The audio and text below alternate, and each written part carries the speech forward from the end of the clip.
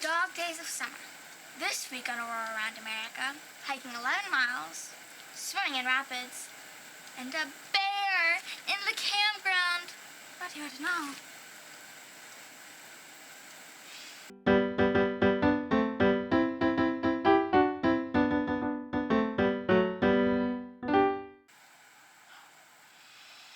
Okay.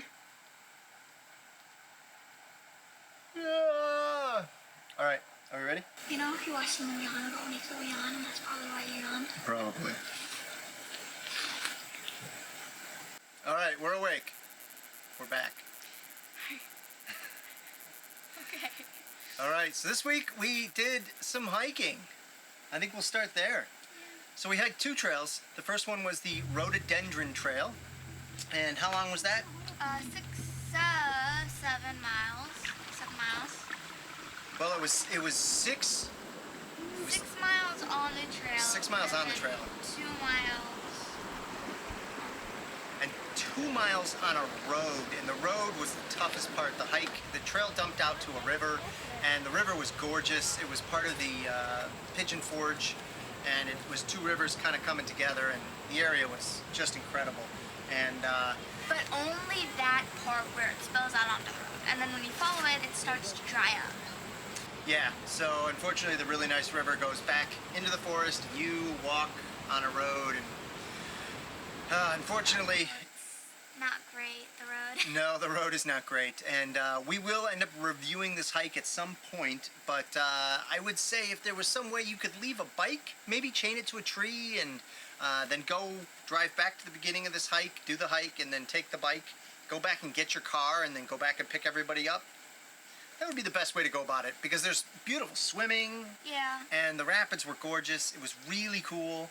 The hike was good, right? It was a good hike. Yeah, it was a great hike. It was a great hike. I guess there was a steam engine that we missed back in there. There's a Somewhere. grapevine trail that has a steam engine that's supposed to be abandoned, and we didn't go up and check out the graveyard. No. No, we did not. No, we did not. But it was a nice hike. So the second hike was our...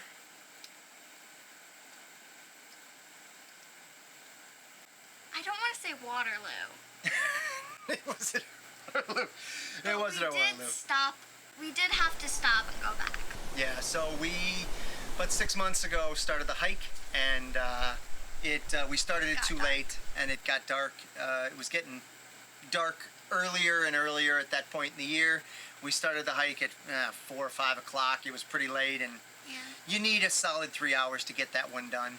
Maybe 2 if you were pretty fit. You probably could get up and back in an hour, hour and a half, maybe 2 hours. We got up and down in about 2 hours. 2.5 hours, 2.5 hours. Okay, so we just didn't leave enough time the first time, and so we didn't get to the top. But this time we did, and we got some beautiful shots. It was it's a beautiful hike. So this one is 4.5 miles and and down. 1,300 feet. 1,358 feet, precisely. Okay.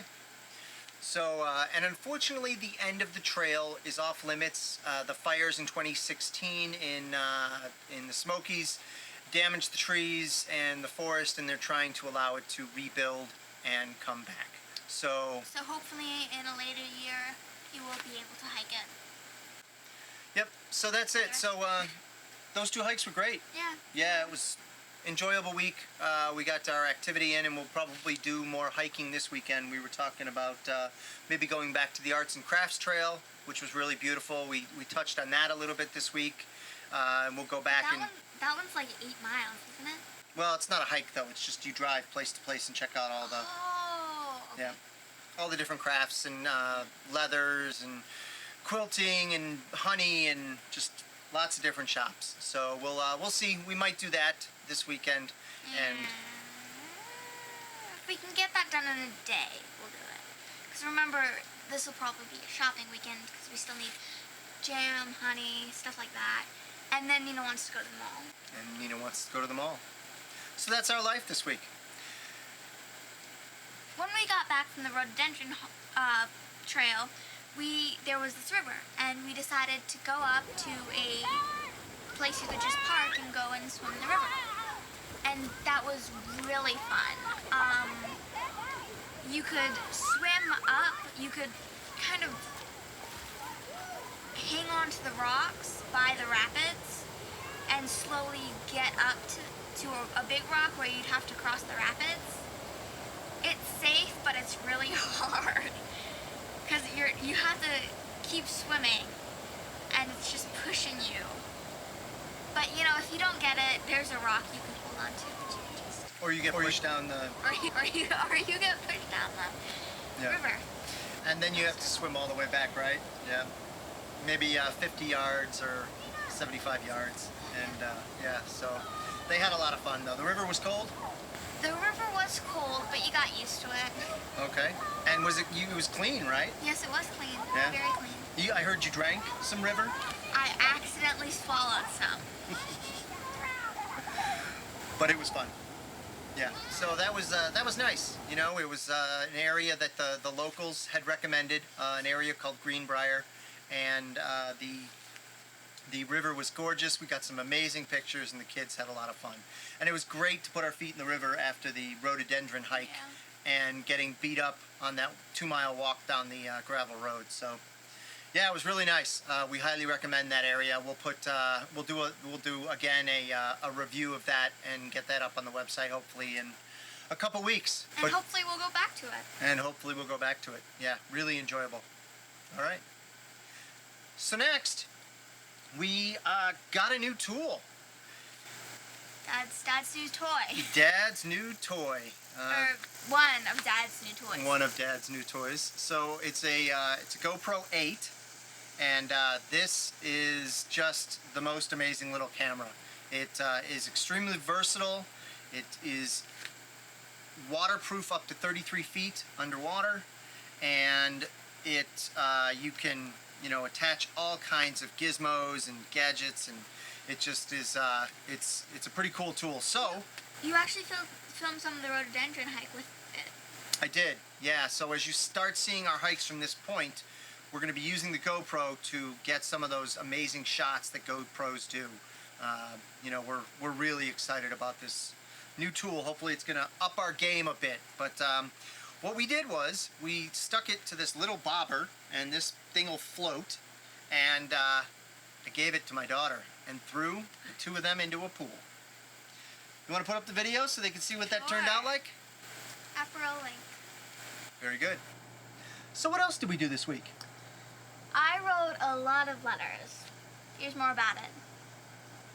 As we travel the country, we meet people everywhere. Disney World, Jellystone, hikes, and lots of other places. The way I like to keep in touch with my friends is a fun thing called writing. Because our address keeps changing, the hardest thing about getting mail is getting mail. The whole process is a friend sends a letter to the house in Chicago. Then we have to tell the house in Chicago to send a letter to us. And once they do that, we have to write the letter, mail it, and mail it. That whole process could take 3 months. There are really fun perks to being in a club. I'm in a club. Being in the club is we have codes, and we can send each other little drawings and obviously letters. And I have another club, which is a book club, and we communicate through writing. We just finished Anne of Avonlea, the second book in the Anne of Green Gables series. And it's just a lot of fun writing people, and I think it's a great way to keep in touch. My friends might not be right up the street, but we can communicate with them in a great way. After all, who doesn't love to get mail? Now comes the absolutely horrible part. Most scary, so hold on to your seats and make sure you don't faint. There was a bear in the campground. Here's the video.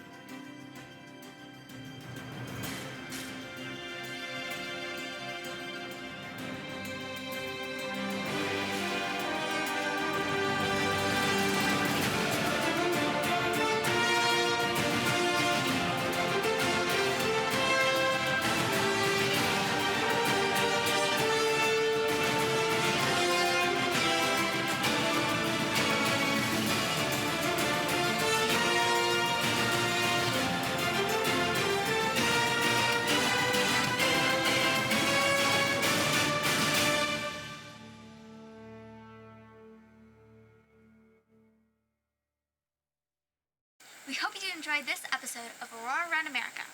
You can find us on Instagram at instagram.com/RVAmericanDream or at our own website at RVAmericanDream.com. Very good. If you like the videos, please do us a favor. Click that subscribe button. We are trying to get 100 subscribers so that we can customize our own link on our YouTube station. We'll see you next week.